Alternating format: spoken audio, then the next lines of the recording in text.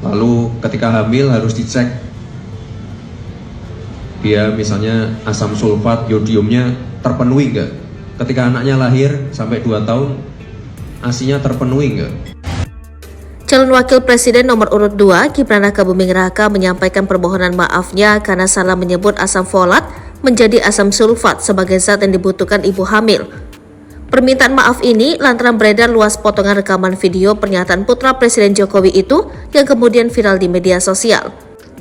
Dilansir dari Kompas, Gibran mengaku salah dan meminta maaf, bahkan Gibran pun mohon dikoreksi jika ada statementnya yang salah atau keliru. Kemarin saya nyebutnya apa? Asam sulfat. Asam sulfat. Sorry ya, maaf, mau dikoreksi. Gibran juga memberikan tanggapan setelah videonya itu tersebar di media sosial. Ya mohon maaf, mohon dikoreksi ya. Sebagai informasi, asam folat merupakan salah satu jenis vitamin B kompleks yang baik untuk kesehatan perempuan. Bagi ibu hamil, asam folat termasuk asupan terpenting selain zat besi, kalsium, dan mineral. Adapun asam sulfat, H2SO4 merupakan cairan berbahaya yang sering dipakai dalam pembuatan aki, pupuk, pulp, dan kertas. Jenis cairan ini juga banyak digunakan dalam industri kimia dan pupuk. Salah satu sifat asam sulfat adalah korosif karena mudah terbakar.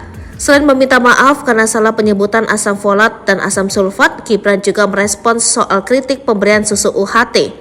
Diketahui, paslon Capres-Cawapres nomor urut 2 Prabowo Subianto Gibran Rakabuming kerap membagikan susu dan makanan kepada anak-anak selama masa kampanye ini.